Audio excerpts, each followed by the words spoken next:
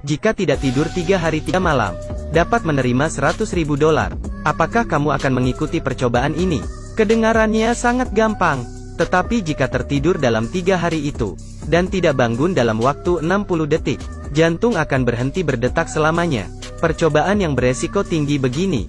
Mahasiswi yang bernama Jenny ini, tanpa berpikir langsung menandatangani setuju. Profesor meletakkan microchips di lehernya. Ternyata di saat manusia sadar akan mengeluarkan sebuah zat yang bernama krantonin. Zat ini dapat mengobati kematian otak.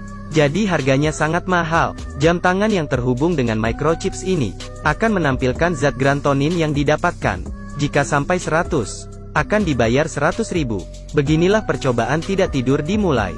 Malam pertama, Jenny belajar sampai jam 2 subuh. Ini tidak masalah baginya, yang sering bergadang untuk belajar. Dilihatnya, krantonin sudah meningkat sampai 40.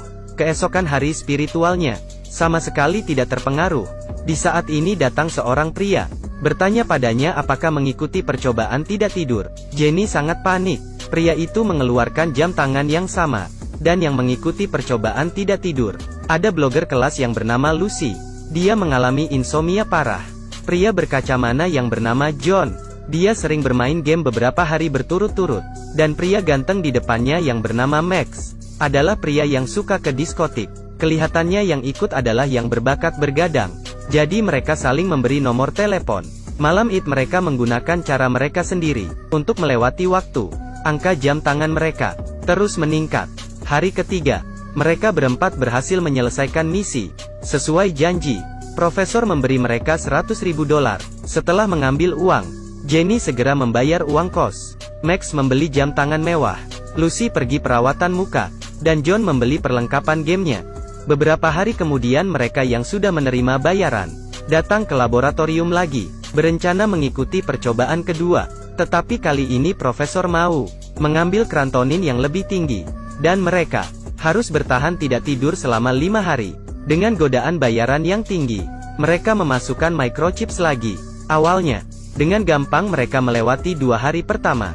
Tetapi malam ketiga, John tidak sengaja tertidur. Untung saja hanya beberapa detik. Sekarang waktunya sudah dilewati setengah. Tetapi zat krantonin hanya didapati sampai 32%. Dan yang paling menakutkan adalah, mereka sudah mulai muncul ilusi. Mahasiswi ini sudah tidak tidur selama 3 hari berturut-turut. Karena jika dia tidur akan meninggal. Tetapi jika tidak tidur selama 5 hari, akan mendapat bayaran $500.000. Namanya Jenny, dengan 3 teman lainnya mengikuti percobaan tidak tidur. Hari ini adalah hari keempat percobaan. Jenny sedang mengambil kelas anatomi. Tiba-tiba, dia melihat bahwa mayat itu bergerak. Dan Max yang sedang bermain basket. Padahal lawannya memarahinya, tetapi dia tidak mendengarkannya. Ternyata mereka sudah muncul halusinasi. Setelah pulang sekolah, mereka yang berjalan bagaikan zombie, ketemu di kantin. Di saat ini Jenny melihat, krantonin yang didapati Max lebih tinggi dari yang lain. Ternyata Max suka bermain basket. Kelihatannya harus tetap berolahraga, agar krantonin meningkat dengan cepat. Jadi mereka menerima undangan dari John untuk bermain di kolam renang rumahnya, minum minuman dingin dan makan lemon, dengan berbagai cara agar tetap sadar. Tetapi tidak lama kemudian, mereka pun capek. Di saat ini Max mengeluarkan zat bergairah yang dicurinya dari laboratorium. Tapi obat ini memiliki risiko stroke. Tetapi jika tidak sengaja tertidur, microchips di leher akan merosot, mengakibatkan jantung berhenti berdetak. Nanti akan meninggal. Dengan bantuan obat, mereka terus bersenang-senang. Dan zat krantonin yang mereka dapatkan juga dengan cepat meningkat. Di saat ini, Lucy mendengar ada suara dirinya sendiri dari kamar sebelah. Saat buka pintu banyak halaman internet yang memutar vlognya. Dan di dinding tertempel fotonya yang difoto tanpa sepengetahuannya. Ternyata John diam-diam menyukai Lucy dan tidak berani menyatakan cinta. Jadi tiap hari mengikutinya. Setelah Lucy tahu langsung pingsan. Jam tangannya mulai hitung mundur. Jika melewati 1 menit, dia takkan sadar kembali. Untung saja mereka semua dokter. Setelah penyelamatan, Lucy akhirnya sadar. Di detik terakhir, hari kelima, akhirnya misi selesai. Tanpa diduga profesor berharap mereka mengikuti percobaan ketiga. Tetapi Lucy yang sudah merasakan bahaya, langsung menolak. Mereka pun tidur beberapa hari untuk kembali normal. Hari itu tiba-tiba gedung sekolah dikelilingi banyak orang. Seorang murid diangkat keluar, dan di tangannya, memakai jam tangan percobaan itu. Jenny langsung merasa takut, tetapi di saat ini neneknya sakit stroke, perlu operasi. Dia sama sekali tidak memiliki uang. Di saat ini adiknya dari tas, mengeluarkan sekantong uang. Jenny merasa buruk, ternyata adiknya juga mengikuti percobaan itu. Dia langsung datang ke laboratorium, tetapi profesor mengancamnya.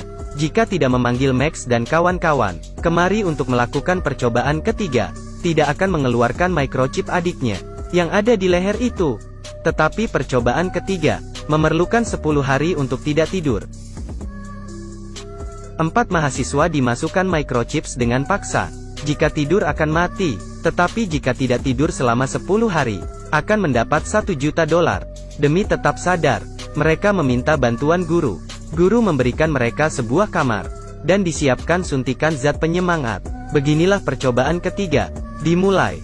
Hari pertama, Jenny berkonsentrasi belajar agar tetap sadar. Lucy melakukan siaran langsung. Mereka melakukan apa yang mereka sukai, untuk melewati waktu. Ditambah dengan zat penyemangat dari guru, mereka berhasil melewati hari ke-6. Tetapi kecelakaan terjadi.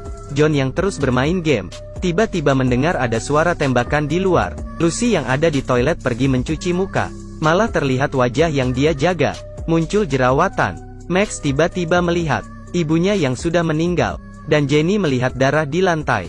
Adiknya terus gemetar berbaring di lantai. Untung saja adiknya mendorongnya tepat waktu. Kelihatannya mereka muncul ilusi lagi. Lucy yang stres mulai menyalahkan Jenny, yang membawanya kemari lagi. Max dan John berkelahi. Ruangan tiba-tiba menjadi kacau. Jenny segera mencari bantuan guru. Saat melewati sebuah gudang, terdengar suara Max dan suara John. 6 kamera terus memantau mereka. Jenny pun teringat percobaan awal, juga disaranin oleh gurunya. Apakah semua percobaan ini direncanakan gurunya? Dia segera menyuruh Lucy melapor polisi, tetapi tidak ada signal. Ruangan juga terkunci. Kelihatannya tidak akan keluar jika tidak menyelesaikan misi ini. Hari ke-7, Lucy menghancurkan semua kamera, dan Max pingsan. 1 menit kemudian, guru yang sedang memantau, melihat jantung Max berhenti, langsung membawanya keluar. Tetapi dia tidak menolong Max, malah mengeluarkan microchipnya. Di saat ini Max tiba-tiba sadar, dan memukulnya. Akhirnya mereka selamat. Ternyata di kamar itu mereka menemukan obat yang bisa menghentikan detak jantung sementara. Kemudian sengaja merusaki kamera. Mereka bertanya pada guru kenapa mau melakukan itu. Guru perlahan membuka tirai. Bertahun-tahun yang lalu, suaminya mempelajari insomnia, tidak tidur selama 10 hari. Kemudian muncul ilusi dan melompat dari gedung. Dan guru mengetahui, saat manusia sadar terdapat zat krantonin, sangat berfungsi mengobati kematian otak. Sehingga dengan cara ini, melakukan percobaan di sekolah dengan rahasia, akhirnya sudah terungkap.